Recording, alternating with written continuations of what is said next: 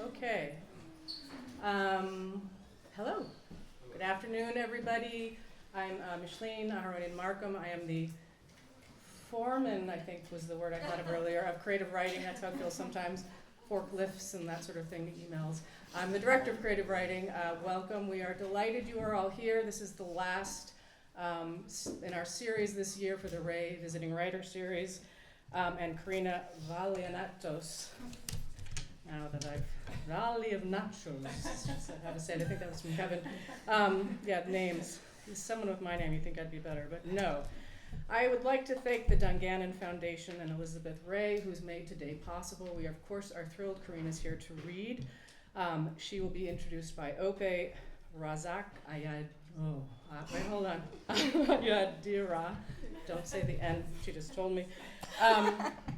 In 1 minute. And I just also want to say we are also thrilled because Corinna will be joining us in the fall as full-time faculty, associate professor of the practice in creative writing.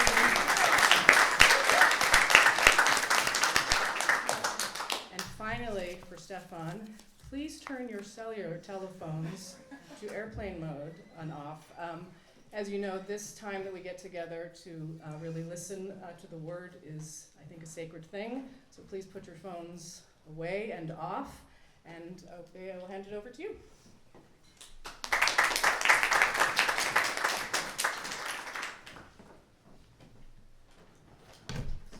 In one of her interviews, Corinna Vallianatos stated that our approach to storytelling is marked by keen observation and willingness to embrace the resolution. A quote reflecting on our process goes, "I was interested in how a story can build to a resolution, which may seem counterintuitive." Little closer to the mic. Okay.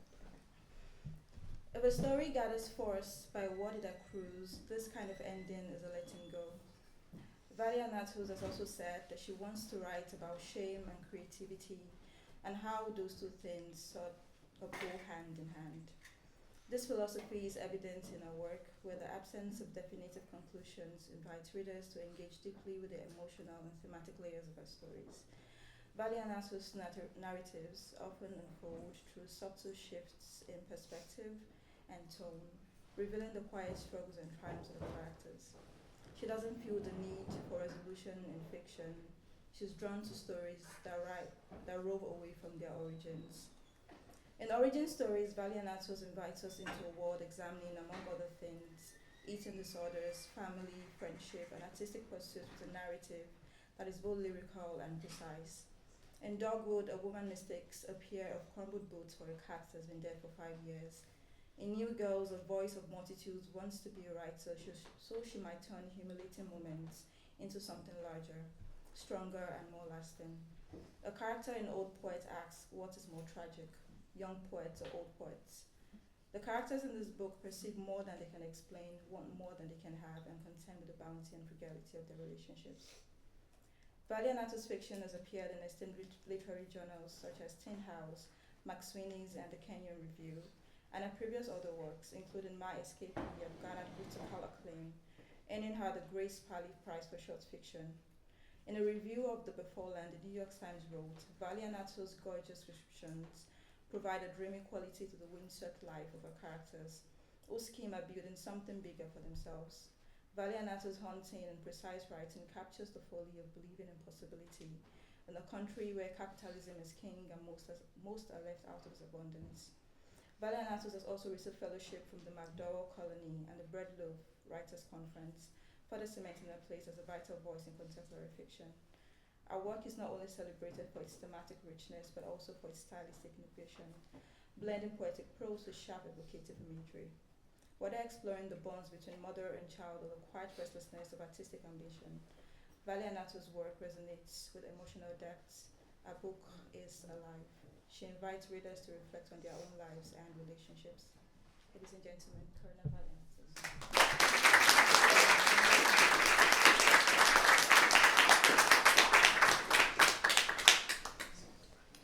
Thank you so much for that introduction. I wanted to ask, can everybody hear me in the far-flung quadrants of the house? Yeah, okay, great. So yes, thank you so much for that, and thanks to the creative writing program for inviting me to read, and to my editor, Carmen Giménez, who will be joining me in conversation after I read a story from the collection. Some of you know I was a student here many years ago, undergraduate. I was an English major, a poetry student, and so it's really exciting to be back, living in Charlottesville and reading from my story collection. I never know what story to read, so I'm going to just read the final story in the collection that had the massive good fortune to be selected for Best American Short Stories in 2023. It's a story about friendship and ambition, and what happens when one's ambitions are witnessed by another. It's called This Isn't the Actual Sea. If at any time you can sort of stop hearing me, if somebody could kind of just wave their hand or something, that would be great. As I approached my friend's house, I could see by the number of cars on the street that many people had been invited, far more than I expected. I considered turning around. Instead, I let myself into a clamor of voices and the barking of her poodle. The long living room windows swam with gusts of color as guests circled in their bright sweaters. "Come here," my friend said. "You look older, and I thought you were timeless." She hugged me and I hugged her back. When I pulled away, my ring snagged in her hair. I apologized. "It was silly that we went so long without seeing each other," she said, dipping her head as I disentangled the ring like a child letting its mother work out a knot. When she raised her head, she smiled over my shoulder at someone. "You embarrassed me." I pulled 2 long, crinkled strands of her hair from the ring, a flat, square, algae green and black speckled stone set in gold. It was not my wedding ring. My husband and I didn't wear wedding rings. Mine gave me a rash. His he'd misplaced sink side in a restaurant in LA, gone by the time we went back. The thought of wearing someone else's wedding ring seemed unlucky to me, darkly incantatory. Probably it had been sold. We decided not to replace it, and now as I released my friend's hair from between my pinched fingers and watched it drift to the ground, I wondered if this made us weak or strong, reckless in our indifference to the totems of our pairing. My friend moved to the center of the room and thanked everyone for coming, and I took a seat on the couch sandwiched between 2 others. The poodle was sprawled on the floor in the middle of everyone, and people would reach out their arms and legs occasionally and give him a swipe. Guests leaned against walls, crowded out of the kitchen. It was a happy, eager group, willing to give themselves over to art, to be transformed by an encounter with what they would remember later as intellectual beauty. One always remembers one's first time with intellectual beauty. "It's been 20 years since I did this," my friend said. "I was 29 when my first film was released. I never expected it to be received the way it was. I never thought it would become something of a cult favorite. It took on a life of its own as I married, raised twins, saw them off to college. Recently at a party, I overheard someone talking about it. He thought it was Peter Bogdanovich. A red-headed man raised a tremulous hand. That was me. Sorry, I thought it was his juvenilia. I told myself what I'd had was enough," my friend continued. "Why would I deserve anything more? No one expected a second film from me, and for a long time it seemed as if there wouldn't be one. I'm not going to say I was writing even when I wasn't, because I don't know what that means. The truth is more like I wasn't writing even when I was. I'd start something and it would turn into a to-do list." Her voice trailed off and she gestured toward a white bedsheet unfurled in front of the fireplace. "And then this came to me. I give you the park." The lights dimmed and the movie began playing. It doesn't matter just now what it was about. When it was over, everyone applauded and thronged my friend to congratulate her. They told her how much they cared about the characters, how they didn't expect to care so much, but she had forced them to. The darkness outside was now complete, and I was reminded of a sensation from early childhood, of waking from a nap and feeling that the heart, the dense bud of the day, had disappeared, and I was left with misplaced time, an hour I did not recognize, silty and mournful and gray. My friend took my elbow and drew me into the kitchen. Did you like it? She said. I thought it would be different this time, but it's not. If anything, it's worse because I'm older. I should know better. I told her I did. I said these quartz countertops were the pathetic kingdom of doubt, and she must believe it. She must believe it forever. If behind every great man is a woman, behind every woman is a panting blob of insecurity, it's not that. My friend shook her head. It sort of sucked. It did not suck, a man who'd approached silently said. Our heads rolled in his direction. I don't mean sucked, my friend said. Oh, false modesty, I've missed you. You're a relic, like a shard of pottery or something. To make sure she got the friendly spirit of his delivery, he reached out and cupped her arm. She laughed. Here lies the Museum of False Modesty. Do you have a ticket? I slunk away. I couldn't fall asleep that night. I rose from bed and scuffed into Birkenstocks and walked outside to the park across the street from the house. Leaves massed above me like filigreed clouds. Trash cans waited to be emptied, filled. Their inhuman patience leveled my racing heart. I too had given things to the world, let's say poems, but they could be stories or novels or simply my opinions that I felt immediately I wanted to take back and hated with a sickening intimacy. Why did I feel that way? Here is the shuddering dark inside of my brain, these things seem to say. Here is my religion. Bear in mind I am not religious. My friend and I had avoided seeing each other in order to avoid falsehood, because to not speak of what had caused our break would be a lie. To not speak of what we had gleaned of one another, for while I had seen vulnerability in her, so had I seen an adherence to hierarchy, to an idea of who should do her bidding and how that bidding should be done, while for her part she had seen something stubborn, disloyal in me. To speak of this would expose us to scrutiny and take every last bit of her strength, the strength she was using to make her movie. It was only after she'd finished, when she had proof of some sort, that she decided she could see me again. The proof wasn't the movie, it was the survival of her secret self. After all, her friends weren't making movies, the woman who taught her yoga class wasn't making a movie, the twins weren't making movies, her ex-husband wasn't making a movie, the neighbors who stopped her for small talk weren't making movies, and so the she they knew, the she in the material world, wasn't making a movie either.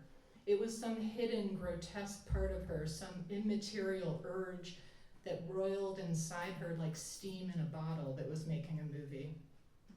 She texted me the next day, a Saturday. That guy, and then the narrator's response, false modesty guy? Got XX, what a rando. Listen to you with the youth's lingo. Yes, cheap, perfect words. I shut my phone in a drawer and ate a yogurt and tried to work. When I checked it again after what felt like half an hour, 9 minutes had passed. I was rewarded with an invitation for coffee.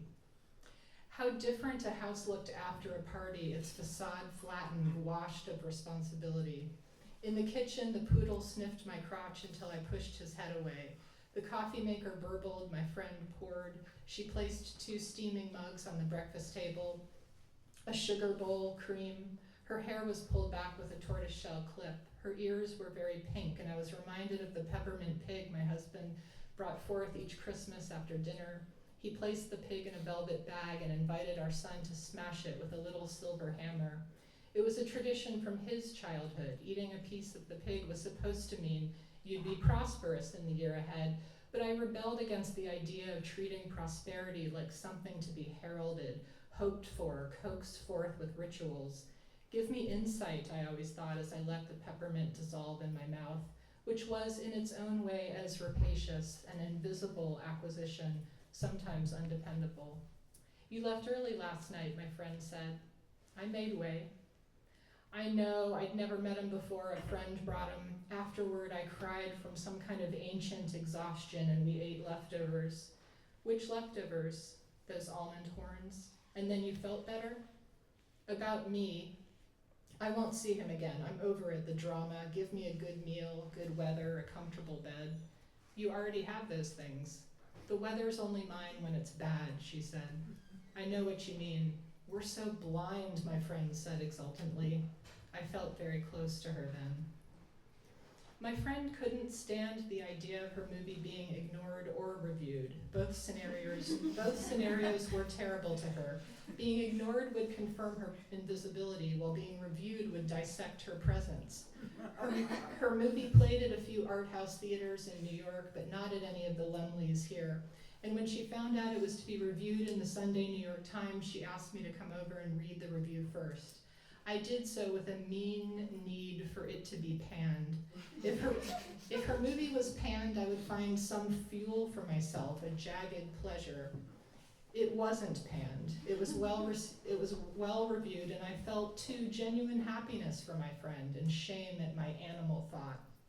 I was sitting on her front stoop. She took the newspaper from me and read it herself and then rattled it decisively closed. It's too generous, she said. It's not, it's perceptive. You don't mean it. I can see it in your eyes. My eyes lie. I think what I'm most afraid of is never having another original thought again. Her street was lined with ginkgo trees that had turned yellow and were shedding their fan-shaped leaves. It was early December and fall had arrived. Even so, the cooler weather could erupt at any time into heat, like the brush fires that broke out near highway exit ramps, long tongues of smoke in the distance. Now, though, the air was clear, leaves plastered the sidewalk. I had once been afraid of the same thing, but I went so long without an original thought, I forgot what it was like. In my maze of the familiar, I forgot how grand the strange could be. I saw her in the grocery store. We were at opposite ends of the freezer where bags of fish were kept.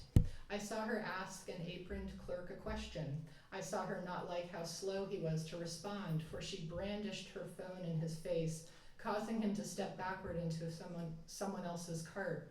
They both turned to this third person, an elderly woman who'd approached with fragile steps, and she apologized profusely.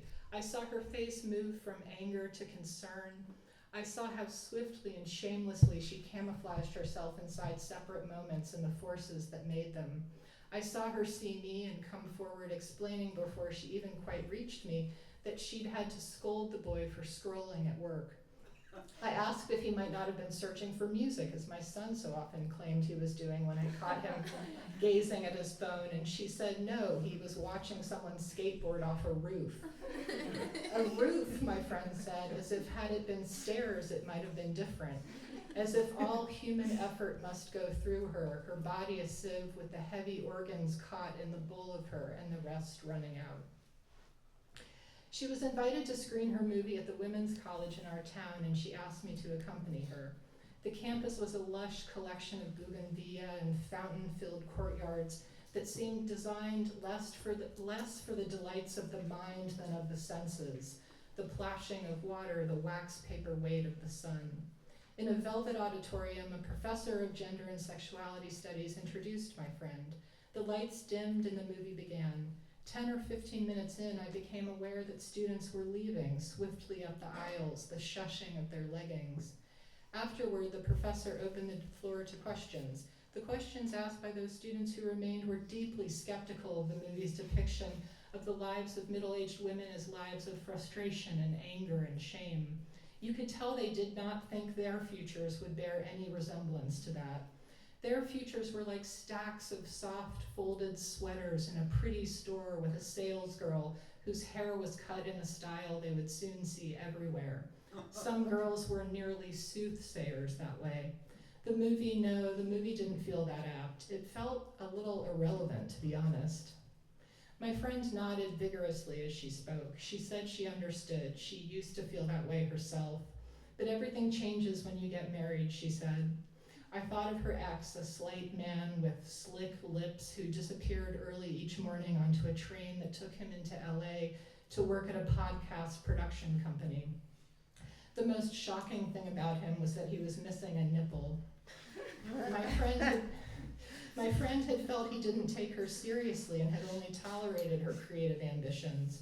I had a recurring fantasy about him, or not a fantasy exactly, but a sequence of thoughts I summoned when I couldn't fall asleep.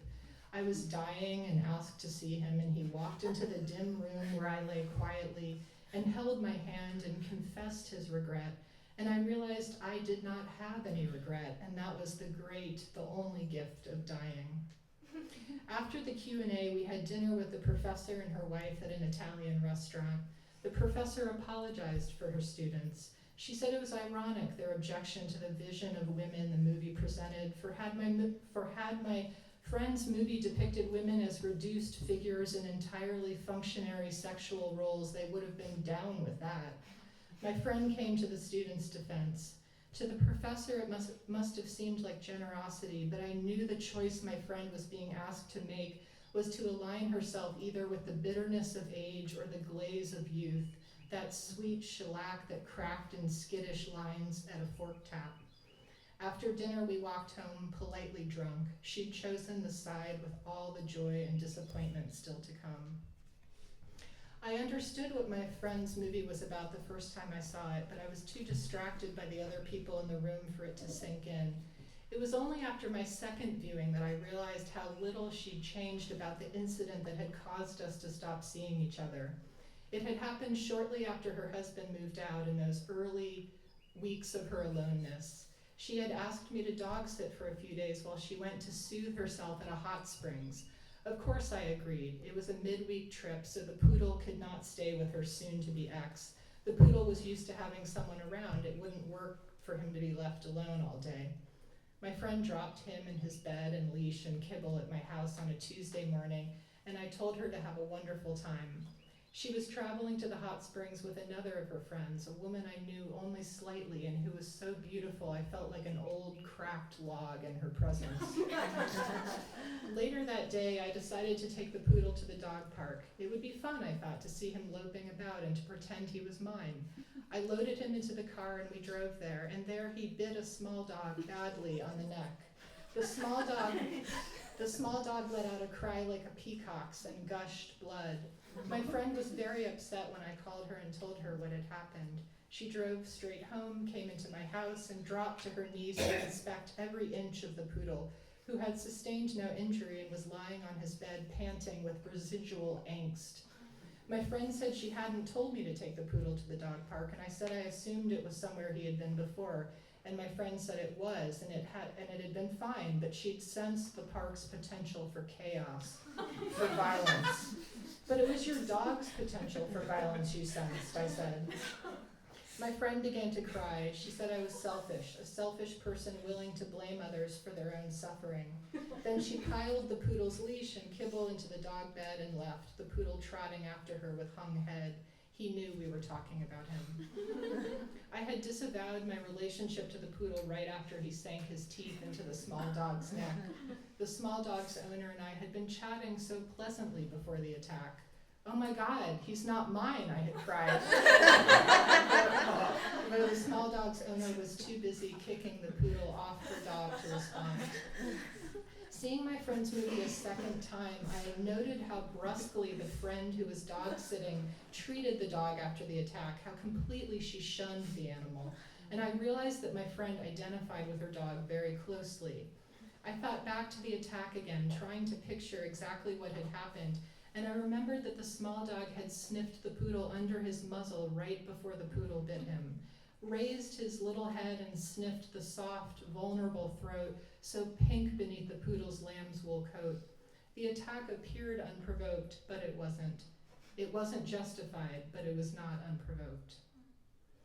As I swam laps, I considered how to talk to my friend about her movie. I knew she'd deny an explicit connection. If pressed, she might say a movie is a self-contained experience and the filmmaker won't be around to explain it, so of course I was free to interpret it any way I liked. Putting it that way would undermine my authority quite nicely while seeming to argue for the autonomy of art and the independence of the viewer, for an authentic relationship between two entities that were both, in their own ways, staged. My friend might quote Gertrude Stein, who said she wrote for herself and for strangers. I began to backstroke, droplets from my fingertips falling into my mouth. The ceiling panels were open to pale parcels of sky. I emailed my friend's ex-husband to ask if he'd seen her movie. He had not been at her house, and I didn't know if that was because he hadn't been invited or had declined to come. I wrote I felt it didn't imagine enough, filled with a sudden desire to commiserate with someone who must himself wish my friend had done more work, creating rather than replicating, building something new. I sent the email before I could stop myself. He replied politely with no sympathy. My friend was raking leaves in her driveway, her car parked in the street and the poodle sniffing about the yard. It had rained the night before and the mountains were covered with snow. Palm trees in the foreground, white mountains in the background, the sky a heart-rending blue. I sat on her stoop and said the name of her ex. What about him, she said. Do you see him regularly? We're very friendly. She turned her head and called to the poodle, then turned back to me. We don't have to explain ourselves anymore. We can be more generous. I had heard this before, or some version of it, and indeed it made sense that those who had suffered divorce's pain would also want to broadcast its freedoms, like swimming in an icy lake and feeling very alive, very awake, in intimate contact with the elements. A genuine feeling, an admirable one, though I wouldn't for any reason, not for clarity or moral forthrightness or inner rectitude, choose an icy lake over my 82-degree pool. She called the poodle again more sharply, and he came and sat at her feet, and despite this act of obedience, or because of it, she picked up his leash from where it lay coiled next to me and leashed him. Why do you ask, she asked. She said, I've been thinking about him for some reason, and you seemed so happy together. She snorted, you can't know what it's like to be another person, not really. This is what we depend on. She loved Ingmar Bergman, especially Wild Strawberries. I objected to his depiction of women. She said that to dramatize an ideal, one always exaggerated. I said ideals were for cowards. She said my thinking was too grim. I said hers was too accommodating, stretching to fit the flatness she had been given and asked to believe was profundity. She said I needed to smile more. I said that was what men always said about women. She said that was because unsmiling women scared men, but she wasn't a man and I didn't scare her. Why then, I said. You just look better when you do, she said. Bergman and Fellini and Cassavetes and Coppola and Anderson and Fincher, all that male weather, sunstorm, deluge, drought, downpour. And then came a few weeks during which we did not see each other, for no reason, just a stretch of being idle. But I was aware as the weeks went by that although there had been no incident this time, every day we did not see each other brought us closer to never seeing each other again. How telling myself I'd be fine before, when we really weren't seeing each other, meant in fact I would be fine, though something would be lost. How you can lose something and still be fine. How the lost thing is more present when it's lost. Sometimes my thinking about her was clear, thrillingly absolute. Sometimes my thinking was laden with regret. One might say it was really about myself, though it felt so precisely about her. I was driving into the foothills, listening to an interview with Bruce Springsteen on the radio. He was saying when he met his wife, they had so much in common. It was like, before you were me, he said. I stopped at a red light. A car with a loud muffler pulled up next to mine and rumbled in place, and when the light changed, took off in a series of ignominious putts. The road rose and narrowed. We go to music not to learn something, but to be reminded of something, Springsteen said. And I turned onto the street where I'd arranged to meet my friend, parked and got out. She was leaning against her car, staring at the mountains. She had brought water and I had not, and I imagined asking her for water, whether I could or whether it would seem too forward, drinking out of the same spout. We donned hats and set out, and I determined to trudge through my thirst. She began to talk about her movie, about how she was trying to scare up more interest in it. Attention wasn't something she wanted, but needed. She supposed it was the people who wanted it that got it. She was grateful her movie had been reviewed in the Times, but it hadn't been reviewed anywhere else. No one had approached her for an interview, no film festivals had contacted her, and her window of relevance was shrinking every day. My little performance at Shelton College might be it, she said. I mentioned that I knew an editor who might be interested. In reality, I knew no such person. Send me a link, I said. Thanks, I'll give you a DVD too. We were climbing on loose, pebbly dirt past gray-blue agaves and manzanita trees whose dried blood bark seemed to run in rivulets down the trunks. You know, I've been thinking a lot about what I said to you in the kitchen that night. I was wrong, she said. I'm better than many. I'm downright good. If they can be, why not me? I told her I agreed. I said her next movie would be her best, meaning it as a compliment, meaning it would be more elusive, more mysterious, that it would range farther afield and might surprise her. But it sounded as if I were saying that what she'd made wasn't enough. To make up for it, I decided to tell her about what I was working on now. She had given me this story, and I realized she could take it back by uttering 2 or 3 condemnatory words, or smiling with a little question mark at the corners of her mouth, or allowing a veil of disinterest to come into her eyes. We walked higher and higher until we had a view of the valley, cars swimming through the milky smog, flitting close behind one another like fish in an aquarium, about whom one inevitably thinks, do they know this isn't the actual sea? Then we walked back to our cars, and I followed her to her house and idled out front while she ran inside. She reemerged and handed a DVD to me through the car window, and I could hear the poodle barking and smell something coming off her, a stab of deodorant, a sort of unnatural hope and exertion, and I felt then the terror and promise of friendship, the daily encounter with what the other dares to be. Thanks. Oh, that's so wonderful to hear it out loud. I feel like I've lived with those worlds in my mind for so long, and just to see them and hear them. And it reminds me, I guess, the idea that, your work is often referred to as lyrical. And I think that attribute points to language, but when I hear you read, I think of all of the ways that the work is lyrical, the way that you can suspend time and, contract it and the way that you're able to pause and have these really meditative moments. You studied poetry, so you could talk a little bit about how all of the ways that poetry informs your prose? Yeah, I think, obviously an attention to language, a love of language, an attention to sort of the sound of line or the sentence of paragraphs, of sections. I think all that comes from poetry. But I think too, sort of developing as a writer without the tyranny of plot hanging over my head in some ways it was hard, but it was also formative. Obviously, stories need movement and they need events and things to happen, but I think stories move forward propelled by change in time, in place, in state of mind, in sentiment, in observation, in relation. And so I think it's that change that drives my storytelling, and that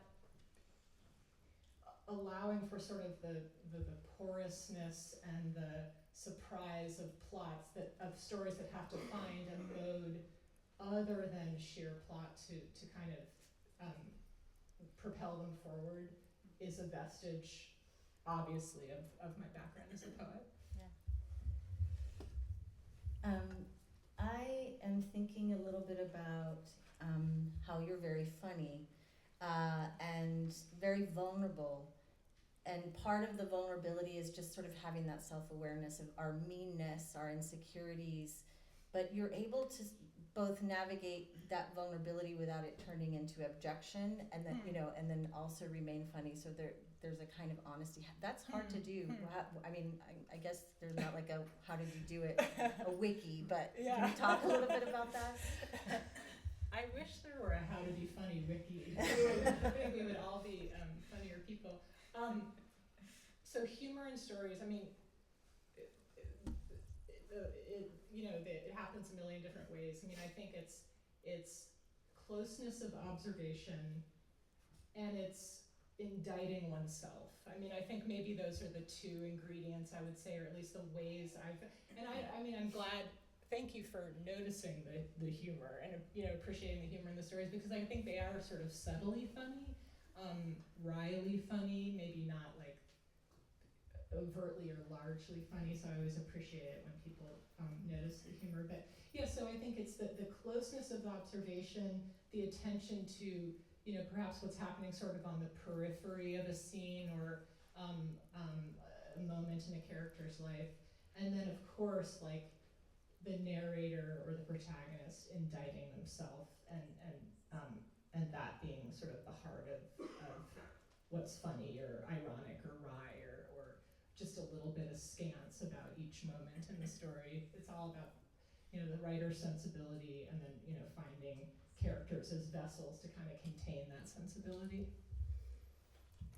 We just had a conversation, so I'm gonna ask you a question again, but I think every artist learns, has a lesson from a book or an album or whatever, a project that they're doing, and it takes them to their next project. What was the great lesson of this book for you, either formally or in terms of subject matter? That's a good question. The lesson of the book, when I think about my first collection versus this third book of my second collection, I think I allowed myself to write a little bit closer to the bone in this collection, to think about failure and shame and self-doubt as subjects rather than sort of little peripheral or kind of like quirky qualities of character, but to actually allow the stories to question that kind of mode of operation or sort of internal turmoil. So I think allowing myself to write a little bit closer to the bone, to write about subjects that I thought perhaps I shouldn't write about when I wrote my first collection. So I get the lesson, the lesson of this story collection, honestly, is that like, I want to turn to something like very different for my next book, but that's not to sort of like reject, what's come before, but I get bored, and so I want to do something a little bit new next time. But hopefully with that, I wouldn't call the stories brazen, but I would call the part of myself that I needed to summon to write them brazen. So with that brazenness, guiding whatever it is I write next. And what is that? I've started a novel, and it's I can't say much about it yet, but it's very different, a little speculative, a little it ranges a little bit farther away from my own experience, but it's still guided by that sensibility that we've been talking about. And then I'm just gonna ask you those questions like, do you write at night, during the day, do you type, all of that data? Yeah, right. That good data. I write in the morning, and I write on a laptop. It's boring, I wish I could say that I wrote in a notebook by law, with a quill pen or whatever, but I don't. I write in the morning, and I write almost every morning. It's whenever I get the chance. Should we see if anyone has any questions? Yeah. Does anybody? Let's open it up.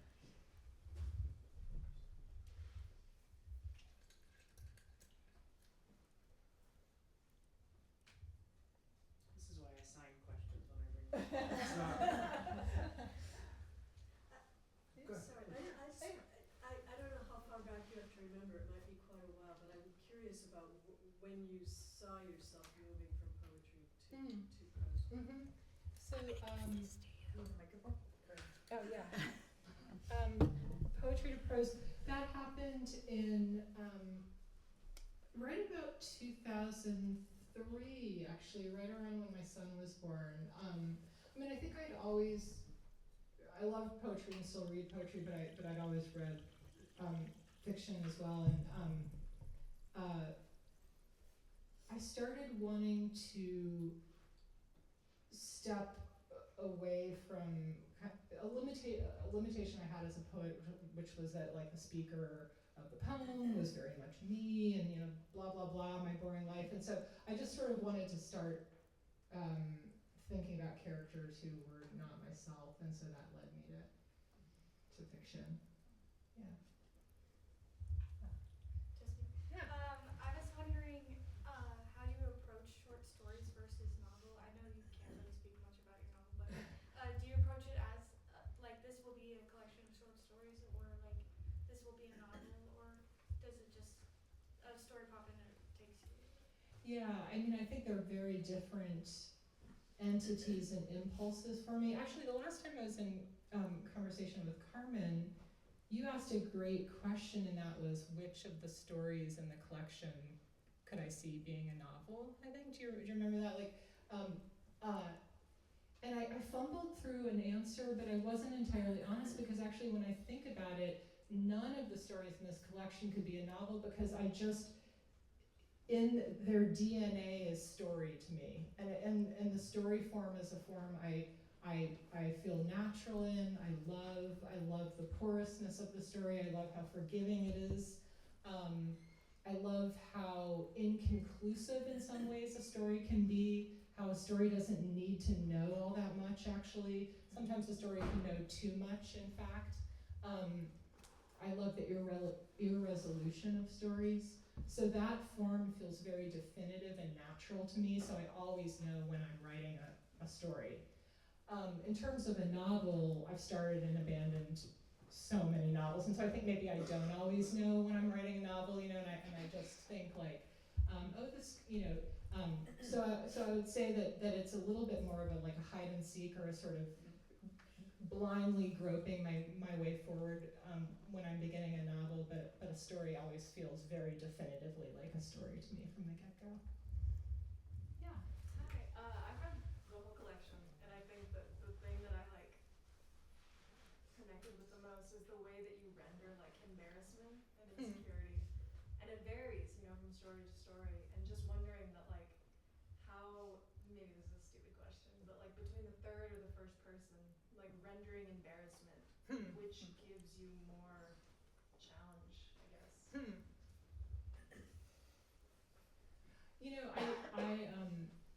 I think of the third person as intimate as the first person, actually, which I know is perhaps not a sort of a common view, but so I think they're both great vehicles for rendering, thinking about, meditating on, dramatizing, whatever, embarrassment, self-doubt, humiliation, second-guessing, et cetera, et cetera. I mean, I would say maybe a story in the third person feels as if that experience has been chewed over a little bit more. There's a little bit more distance or knowledge about whatever that embarrassment or humiliation is, whereas in the first person, perhaps it's sort of more, it feels more present and kind of ongoing, as if it's happening and occurring, that right then and there. So maybe it's like a matter of time and distance and knowledge about the event, but I think they're both, I think the first and the third can both dramatize that very, very aptly. Yeah. So you talked, in the previous question, you had referred to the short story as a form that is more forgiving at times than the novel, and I was just, that sparked curiosity for me. I was wondering if you could talk more about that and the ways that the short story you find to be more forgiving. Is that forgiving of the subject or the author, the reader? How do you see that forgiveness manifest? I think it's a matter of, I think what I meant was a matter of how much the writer should know about the story versus how much the writer perhaps needs to know about the novel. And I think you can know a lot less about the story, and so that's what I meant by forgiveness. There's a kind of discovering what the thing wants to say and is about as one composes it when I'm writing a story. I think you need to know more when you embark upon a novel. That's not to say that novels are sort of these robotic grids of, uber knowledge that one, just sort of fills in the dots. I mean, there's a ton of discovery and surprise and weirdness and delight when you compose a novel. But I would say I think structurally I need to know so much more when I embark upon a novel versus a story. Yes. I have two questions, kind of the same. So your new collection, the short stories there are sectioned into three, and I'm curious about how did you harder than like what section came first. And after you answer that, I'm curious about how you also chose like the very first story of the first section. How did you decide that would be the first one? The first story. I'll answer the question about the first story first. The first story is the only story in the book that's narrated from kind of a collective point of view, or a first person plural, a we. And out of that we, eventually a singular I emerges. So the story begins narrated by a we, and then an I eventually sort of like peels off from the morass of the we and kind of like exerts her singular presence and perspective. So when I was arranging the collection, it came to seem to me as if it was sort of the book's like creation myth or origin story, if you will, that like there was this sort of mass of perspective that a single or singular character or perspective emerged from, like a pond, a scummy pond that like an amoeba or whatever, or like a fish like flopped onto the shore from the pond of the collective we and sort of came into her own. So that's why I decided to open the collection with that story, New Girls. In terms of ordering the collection as a whole, I really don't have a great answer for that. It was hard. I went back and forth a lot. I experimented. I think I landed on the 3 sections because many of the stories are quite short, and I didn't want them to kind of fold into each other. And so I thought I just need a little breathing room here. So I'm going to sort of settle on 3 sections of stories. Middle stories are maybe a little shorter, odder, quirkier, and I actually kind of as a reader love middle stories. Like I think writers sometimes kind of hide their weaker stories in the middle of the collection, but I like love middle stories in collections. And then the final story, I think, just sort of like the story I read contains in a kind of really overt way some of the collection's concerns, and so it seemed like a kind of substantive story to end with. Yes, Jesse in the back. You and Kevin have lived together for decades. Do you influence one another? I didn't hear. Say that again. What is it like to live with another writer? Oh. Maybe repeat the question. So, what's it like to live with another writer? Do we influence each other? Is that what you said? Yeah, absolutely. And that actually may, Deborah, I think you asked about the shift from poetry to fiction. I mean, I think that has something to do with it too. It sounded silly, so it sounded like not serious or something, so I didn't want to admit it. But and so Kevin and I met way back when at a writers' conference, and he was a fiction writer and I was a poet, and so I think meeting fiction writers and hanging out with fiction writers and talking about fiction and reading fiction, and so that may have had a little to do with my sort of jumping camp. But it's wonderful and frustrating to live with another writer because we know we know intimately what the other is up to. and sometimes like relationships need a little like mystery and distance, and so but we just know we know everything about each other. So it's mostly great, but and I think we influence each other's what we're reading, and we share work, and it's not always like super happy and awesome and praise, but ultimately it makes our work better, I think. Yes. I had a question. I was also interested about your transition from poetry to short stories. Do you feel like you had any themes or motifs that you started exploring after you started writing short stories? That's a really good question. I felt I was not so young. In terms of my life on Earth, I was 30 when I think when I began writing fiction a little bit more deliberatively, but I felt young as a fiction writer. So I don't know that I had themes yet. I mean,